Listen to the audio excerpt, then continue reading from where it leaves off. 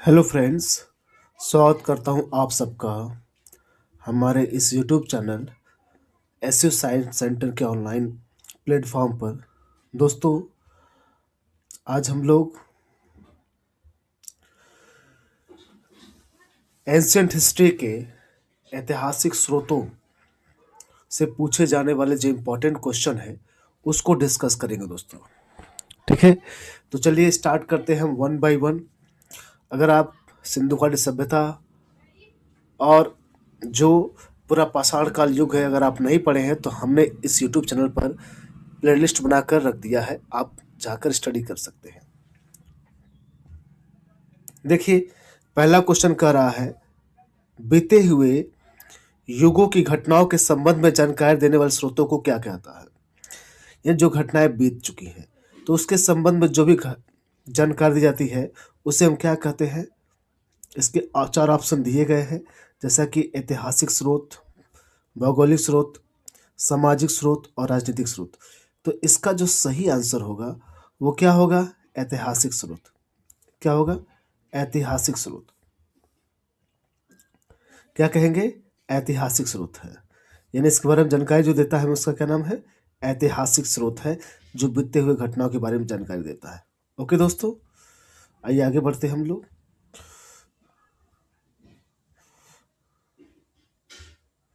Next question देखिएगा आप लोग। कहा जा रहा लिखित में से कौन सा कथन सही है? कह रहा है साहित्यिक स्रोत की तुलना में पुरातात्विक स्रोत अधिक प्रामाणिक होते हैं। देखिए, इसमें कोई कथन गलत नहीं है, इसमें ये कथन गलत नहीं है। भाई, साहित्यिक स्रोतों में छेड़छाड़ हो सकती है, लेकिन पुरातात्विक स्रोत क्या होते हैं? बिल्कुल सटीक जानकारी देते हैं। ठीक है, ये बिल्कुल सही है। और देखिए, पुरातात्विक स्रोत की तुलना में साहित्यिक स्रोत अधिक प्रामाणिक होते हैं, ऐसा बिल्कुल नहीं है। साहित्यिक स्रोत, पुरातात्विक स्रोत दोनों कम प्रामाणिक होते हैं? नहीं, ऐसा कुछ भी नहीं है, भाई दोनों प्रामाणिक होते हैं। और ये कहा जा रहा है साहित्यिक स्रोत की तुलना पुरातात्विक स्रोत से नहीं की जा सकती है, बिल्कुल किया सकती है, तभी तो हम बताएंगे कौन बढ़िया है। ओके, तो ये इस क्वेश्चन का सही जवाब पहला होगा।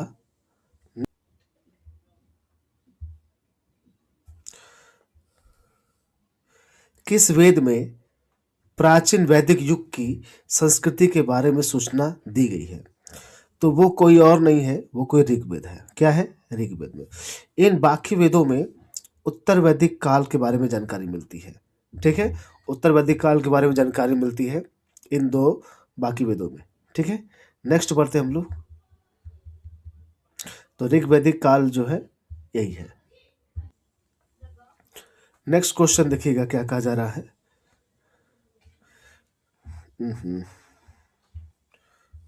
निम्नलिखित में से कौन सा ग्रंथ श्रुति ग्रंथ का अंग नहीं माना जा सकता है? इसमें कौन है? ठीक है, देखिए, श्रुति साहित्य में आपके ब्राह्मण आते, उपनिषद आते हैं, ठीक है, पुराण आते हैं, लेकिन संहिता नहीं आता है। तो इसमें कौन है श्रुति ग्रंथ का अंग नहीं है? तो वो कौन है? संहिता नहीं है। ओके, नेक्स्ट क्वेश्चन पे आगे बढ़ते हैं हम लोग। क्वेश्चन नंबर 5 क्या कर रहा है, इसे ध्यान से देखिएगा, कई बार ये क्वेश्चन पूछा भी गया है। निम्नलिखित में से कौन सा ग्रंथ यह दावा करता है जो इस ग्रंथ में है वह विश्व में, और जो इस ग्रंथ में नहीं है वह विश्व में अलभ्य है? कौन है वो? इसके बारे में बताइए आप लोग। देखिए, इसका सही आंसर है महाभारत। क्या है? महाभारत। महाभारत एक ऐसा ग्रंथ है जो संसार के बारे में पूरी सही गलत सभी चीज़ों के बारे में बात करता है। ओके दोस्तों, तो चलिए आगे बढ़ते हैं हम लोग नेक्स्ट क्वेश्चन पर। आप नेक्स्ट क्वेश्चन देख सकते हैं, त्रिपिटक ग्रंथ का संबंध है, ये त्रिपिटक ग्रंथ किस धर्म का ग्रंथ है? जैनों का, ओके, बौद्धों का, सिखों का या हिंदुओं का? पूछा जा रहा है इसमें से कौन सा सही होगा? तो इसमें सही होगा बौद्धों का। त्रिपिटक में 3 ग्रंथ है, हो गया, तो बौद्धों से संबंधित ये ग्रंथ है। कौन? त्रिपिटक। बढ़ते नेक्स्ट क्वेश्चन। देखिए, अगला क्वेश्चन है जातक किसका ग्रंथ है, यानी किस धर्म का ग्रंथ है। तो जातक भी बौद्ध धर्म का ही ग्रंथ है, जातक। ओके, तो जातक किससे रिलेटेड है? बौद्ध धर्म से रिलेटेड है। नेक्स्ट क्वेश्चन बढ़ते हम लोग। देखिए कहा जा रहा है मिलिंद पन्हो। मिलिंद पन्हो एक पुस्तक है, मिलिंद के प्रश्न, राजा मिलिंद और किस बौद्ध भिक्षु के मध्य संवाद के रूप में है। तो देखिए उसमें जो बौद्ध भिक्षु थे नागसेन, नागसेन ने जो मिलिंद थे, राजा मिलिंद को ही बौद्ध धर्म की शिक्षा दी थी। तो उन्हीं के बीच में जो भी संवाद हुए, मिलिंद ने जो भी क्वेश्चन पूछे, तो नागसेन जो बौद्ध भिक्षु थे उनके सही प्रश्नों का जवाब देते हैं। ओके, आगे बढ़ते हैं नेक्स्ट क्वेश्चन पर। देख रहे हैं आप लोग, कहा जा रहा है निम्नलिखित में से किसकी तुलना जो है मैकियावेली के प्रिंस से की जा सकती है। मैकियावेली, ओके, किसकी तुलना की जा सकती है मैकियावेली से? आप लोग ये नेक्स्ट क्वेश्चन देख सकते हैं दोस्तों। क्या पूछा जा रहा है? निम्नलिखित में से किसकी तुलना मैकियावेली के प्रिंस से की जा सकती है? ओके, तो इसमें जो क्वेश्चन दिया गया है कालिदास का मालविकाग्निमित्रम, ओके, कौटिल्य का अर्थशास्त्र, वात्स्यायन का कामसूत्र और त्रिवल्लुर का तिरुकुरल। तो इसमें क्या होगा? अर्थशास्त्र का, कौटिल्य का अर्थशास्त्र। क्या इसका सही होगा? कौटिल्य का अर्थशास्त्र। ये मैकियावेली के प्रिंस से इसकी तुलना की जाती है। कौटिल्य के अर्थशास्त्र में किस पहलू पर प्रकाश डाला गया है?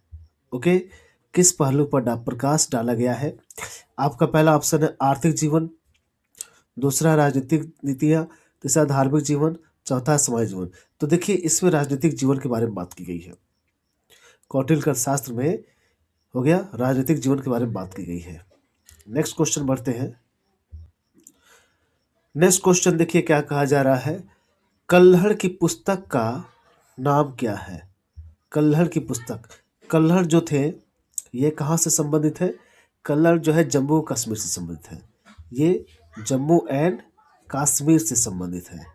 तो यहाँ पर बात आती है कि यहाँ के राजाओं के बारे में, इतिहास ललिता गुप्त हुए, ओके, ऐसे बहुत से राजा हुए, तो इनके बारे में जिन्होंने लिखा वो कल्हड़ ने लिखा। कल्हड़ की पुस्तक का नाम क्या है भाई? कल्हड़ की पुस्तक का नाम राजतरंगिणी है। क्या है? राजतरंगिणी। आगे बढ़ते हम लोग नेक्स्ट क्वेश्चन पर। अष्टाध्यायी किसके द्वारा लिखा गया है? अष्टाध्यायी, तो अष्टाध्यायी एक संस्कृत की प्रथम पुस्तक मानी जाती है। तो इसको पाणिनि ने लिखा। किसने लिखा है? पाणिनि ने लिखा है अष्टाध्यायी को। ओके, नेक्स्ट क्वेश्चन में बढ़ते हैं हम लोग। क्या कहा जा रहा है? देखिए ये एक इम्पॉर्टेंट क्वेश्चन है, ये कई बार पेपर में भी आया है। पूछा ये जा रहा है महाभाष्य के रचनाकार का नाम क्या है? महाभाष्य के रचनाकार का नाम क्या है? तो महाभाष्य के रचनाकार का नाम क्या है? पतंजलि है। क्या भाई? पतंजलि। महाभाष्य के रचनाकार का नाम क्या है भाई? पतंजलि है। ये बहुत ही इंपॉर्टेंट क्वेश्चन है, कई बार पूछा गया है ये। तो महाभाष्य के रचनाकार का नाम क्या है? पतंजलि है।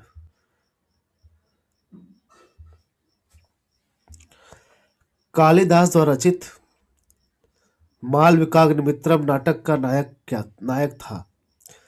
कालिदास द्वारा रचित मालविकाग्निमित्रम नाटक का नायक कौन था? तो देखिए इसमें जो है मालविका और अग्निमित्र, इनके बाद प्रेम कहानी के बारे में लिखा गया है। तो 14 में कालिदास द्वारा जो रचित पुस्तक का जो रचना नाटक है मालविकाग्निमित्रम में, मालविका एक नायिका है और नायक जो है इसके अग्निमित्र है। क्या है? अग्निमित्र है। तो नेक्स्ट बढ़ते हम लोग। कहा जा रहा है हर्षचरित, हर्षचरित किसके द्वारा लिखी गई है? तो हर्षचरित को लिखा है किसने?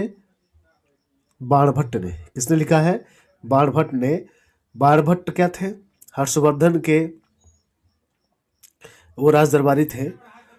उन्होंने ही हर्षचरित के बारे में, हर्ष के जो भी युद्ध लड़े, जो भी घटनाएं हुई, उन सब के बारे में विधिवत रूप से लिखा है।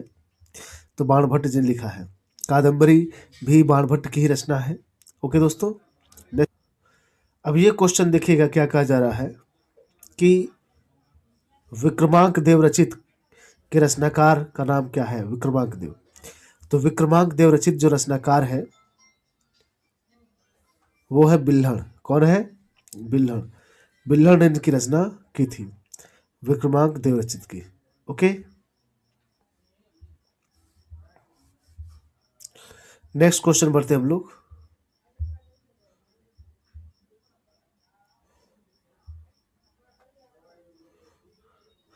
चंद्र बरदाई द्वारा रचित ग्रंथ का नाम क्या है? चंद्र बरदाई द्वारा रचित ग्रंथ का नाम क्या? देखिए, चंद्र बरदाई ये पृथ्वीराज चौहान के राज दरबारी थे। उन्होंने पृथ्वीराज चौहान की जो भी हिस्ट्री है, बचपन काल से लेकर जो भी समय था, जो भी युद्ध लड़े, उसको जो लिखा वो पृथ्वीराज रासो के नाम से प्रसिद्ध है। किसके नाम से है? पृथ्वीराज रासो के नाम से। तो चंद्र बरदाई द्वारा लिखा गया जो भी है वो पृथ्वीराज रासो के द्वारा लिखा गया है। ओके, नेक्स्ट बढ़ते। निम्न में से कौन सिकंदर के साथ भारत आने वाले इतिहासकार नहीं था? ठीक है, भारत आने वाला इतिहासकार नहीं था।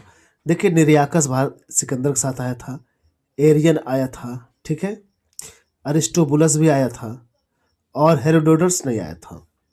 कौन आया था? हेरोडोटस नहीं आया था। हेरोडोटस इतिहास का पिता माना जाता है, तो हेरोडोटस नहीं आया था। ओके, तो ये इसका सही आंसर ये होगा। देखिए फ्रेंड, क्या कहा जा रहा है, निम्नलिखित में से किस विदेशी यात्री ने भारत का वर्णन अपनी पुस्तक इंडिका में किया था? इंडिका देखिए मेगास्थनीज ने लिखा है, ठीक है।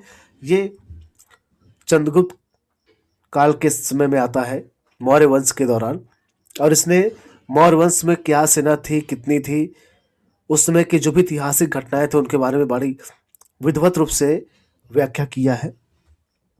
तो कौन है? मेगास्थनीज है। ओके, इंडिका ये द्वारा लिखी गई है। नेक्स्ट दोस्तों देखिएगा, अगला क्वेश्चन ये कहा जा रहा है, मेगास्थनीज की पुस्तक का नाम क्या है? अभी आपको मैंने जस्ट पढ़ाया। मेगास्थनीज की पुस्तक का नाम क्या है? तो मेगास्थनीज ये बताया मौर्य काल के दौरान आते ही, ठीक है, मौर्य काल का जो भी इतिहास है उसके बारे में अध्ययन किया, बताया। तो मौर्य काल में सब मुझे जानकारी दी। तो वो कौन थे? इनकी पुस्तक का नाम क्या है? इंडिका है। क्या है? इंडिका। मेगास्थनीज की पुस्तक का नाम क्या है? इंडिका। तो दोस्तों ये रहे कुछ इम्पॉर्टेंट 20 क्वेश्चन। अगले पार्ट में हम और क्वेश्चन लाएंगे, इसके अधिक से अधिक जानकारी देने की कोशिश करेंगे दोस्तों। तो आशा करता हूँ आप लोग को जो पढ़ाया गया समझ में आया होगा। तो आप देख सकते हैं इसी चैनल पर मैंने सांस्कृतिक नृत्य जो है भारत के हर राज्यों के, उसको भी बना के मैंने डाल दिया है।